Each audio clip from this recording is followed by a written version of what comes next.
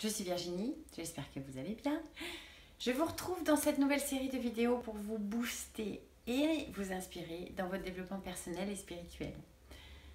Aujourd'hui, on se penche sur l'échec.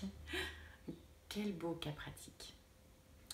Comment accepter, transformer et surmonter notre peur d'échouer ou notre plantage complet.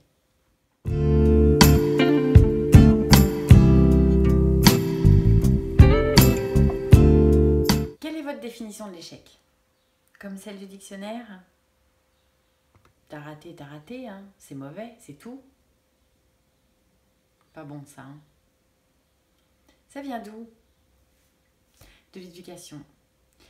Ne pas avoir ce qu'on voulait ou ne pas arriver là où il faudrait, ça veut dire qu'on n'a pas réussi. Et donc, échouer, c'est mal. Et quoi dire de ceux qui vous culpabilisent en pointant du doigt ce que vous n'avez pas réussi à faire ou ce que vous n'avez pas osé faire par peur de vous planter, justement? Cet échec, c'est comme tomber et ne pas se relever. Alors, petite précision.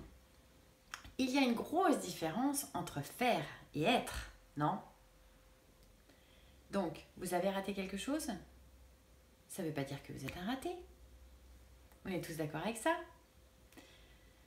Alors, partageons sur cet échec qui booste, qui pulse et grâce auquel vous allez enfin pouvoir décrocher la lune.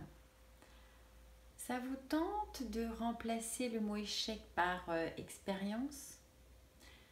L'expérience sert à progresser, à changer et à se perfectionner. Et tout le monde a le droit à l'erreur, parce que personne n'est parfait. Vous connaissez la phrase par cœur. L'erreur est humaine. Alors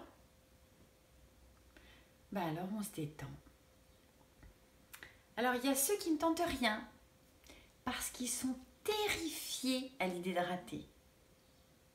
Pourtant, ils ont tellement envie.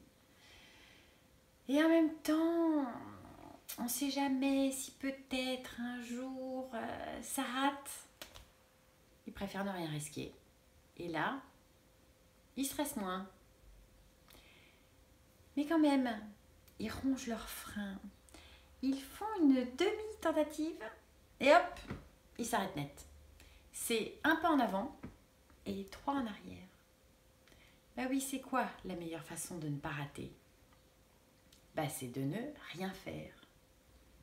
Et là, je vous rassure, il ne se passera rien. Ni dans un sens et ni dans un autre. Si vous ne prenez aucun risque d'échouer, vous n'avez absolument aucun risque de réussir. Vous avez écouté la vidéo sur la loi de la polarité. Un plus, un moins, un côté pile, un côté face, l'ombre et la lumière, le noir et le blanc. Pour l'échec, on va y rajouter toutes les couleurs de l'arc-en-ciel. Et il y a les aventuriers, ceux qui essayent, qui tentent et qui échouent, et qui recommencent, et qui se replantent, et qui repartent un peu bancal, et qui se demandent s'ils ont raison de continuer, et surtout pendant combien de temps. Donc, quelle est l'expérience qui vous a décoiffé? Pour quelle raison?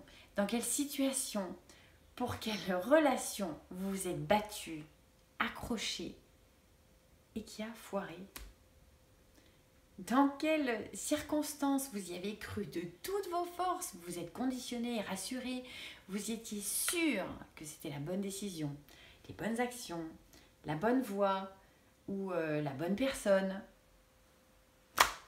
et que tout a planté. Comme le texte, vous savez qu'on écrit inspiré, déterminé, et l'ordi plante. Juste avant d'avoir eu le temps de cliquer sur enregistrer avant. Dans quel domaine vous vous êtes lancé corps et âme en y passant votre temps, en y impliquant toute votre énergie, toute votre volonté, votre foi? Vous avez même pu percevoir les prémices d'une récompense juste pour vous donner un peu l'eau à la bouche et encore plus d'entrain, de motivation. Et là, c'est comme si, juste avant de planter votre petit drapeau tout en haut de la montagne, vous vous faites un claquage aux deux jambes. Ça ralentit fort, hein. Ou alors, vous avez tout planifié. Tout semble rouler comme sur des roulettes. Et paf, confinement, qui vous oblige à tout remettre en question, quand c'est pas pour tout annuler et recommencer tout à zéro. Alors pour vous, c'est quoi votre tuile? Est-ce qu'elle ressemble à une relation amoureuse qui s'est terminée en jus de boudin, un ami qui vous a tourné le dos, un ratage professionnel, un projet qui tombe à l'eau ou un rêve qui s'évapore? Décortiquons les avantages de l'échec. Pardon, de l'expérience. D'abord, elle nous oblige à faire une pause. Évidemment, vous allez me dire, parce que prendre un parpaing en pleine figure, ça freine un peu. Ça nous permet de nous recentrer, de faire une introspection. Ensuite, une fois digéré le parpaing, elle nous dévoile une nouvelle façon de repartir en améliorant un petit quelque chose entre l'arrêt sur l'image et le redémarrage. L'échec permet de se remettre en question pour ne pas reproduire les mêmes erreurs à l'identique. Oui, on peut faire des erreurs, mais 2 fois la même, ça ressemble à un choix. Ça ressemble peut-être à est-ce que je suis en accord avec moi, mes principes, mes valeurs? Est-ce que cette décision n'est pas une façon de fuir des peurs ou des doutes? Est-ce que c'est pas une façon de combler un manque? Il nous aide à nous connaître un peu en fait. Pour quelle raison j'ai choisi de faire ça? À quel prix? Quelles sont mes motivations? Où se placent mes limites? Ma tolérance? Est-ce une réelle volonté? Une lubie? Un caprice? En allant un peu plus profondément, on s'aperçoit où se place notre responsabilité dans cet échec. À quel moment j'ai bifurqué? Quand est-ce que je me suis écartée de mon chemin? Et pourquoi? Où est-ce que j'ai molli? Quand est-ce que je me suis reposée sur mes acquis? C'est un test pour mesurer notre persévérance et notre éveil de conscience.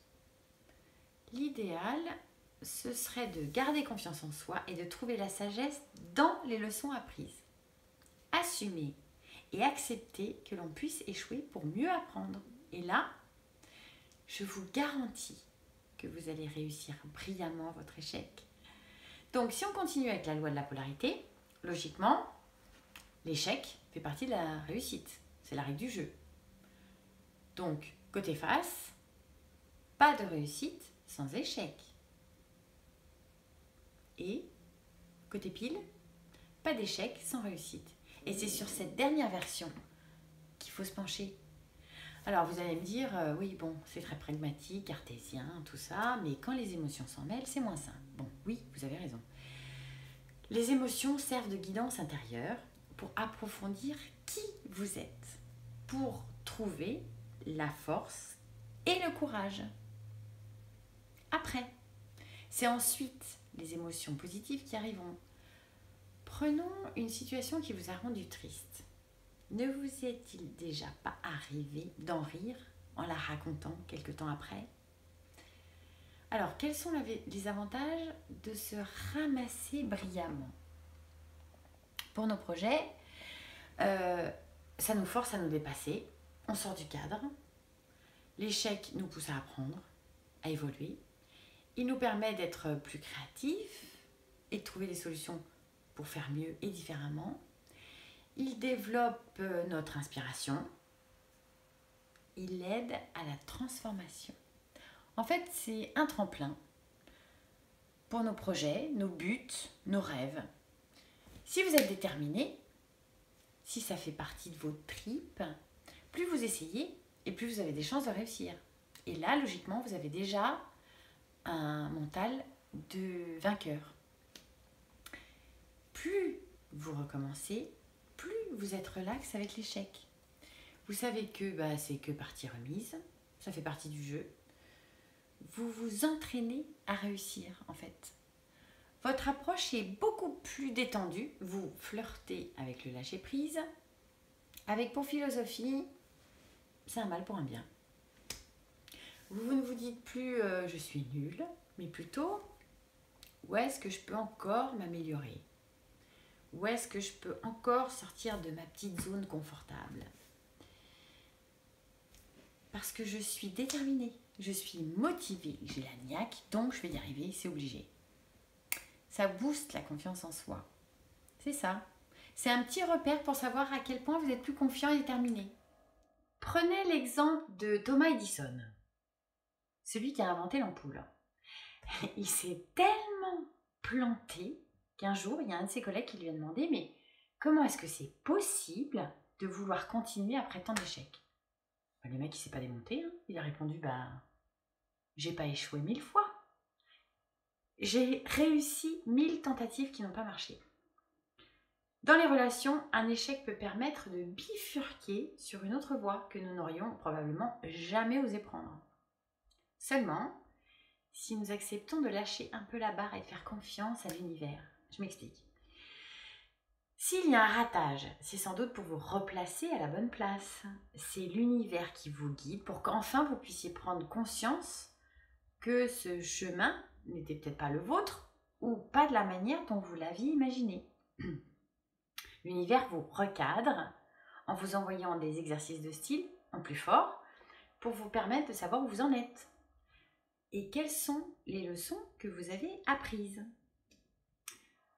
Quoi qu'il en soit, si vos échecs ressemblent à des déceptions sentimentales ou amicales, des ratés professionnels ou des buts échoués, il y a toujours un message qui se cache derrière.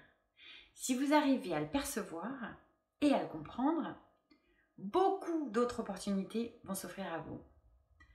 C'est vrai, parfois on donne beaucoup de soi pour que les choses se fassent. On se fait violence. C'est là que ça coince. Se faire violence pour se faire du bien, c'est pas réglo. À force de se battre pour quelque chose ou quelqu'un, on se place en pilote automatique, on avance la tête dans le guidon, et à un moment, quand on se prend la tuile, on se réveille et on réalise qu'on ne sait même plus pour quelle raison on s'est tant battu. La motivation du départ. Oui, parce que peut-être qu'entre-temps, on a cheminé. Nous ne sommes plus les mêmes personnes qu'au début de l'histoire. Par contre, à force de se braquer sur l'objectif, on s'est perdu en cours de route. Et on a fini par foirer lamentablement. C'est que l'expérience a fait son temps. On garde la leçon, on dégage pour du neuf. Décomplexez-vous pour rebondir dans la bonne direction.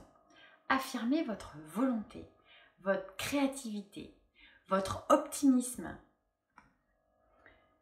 Mettez un sens à ce challenge. Connectez-vous à plus de puissance. Transmutez cette énergie, cette expérience. Quels sont les bénéfices de ce qui vous arrive? Qu'est-ce que ça vous apporte?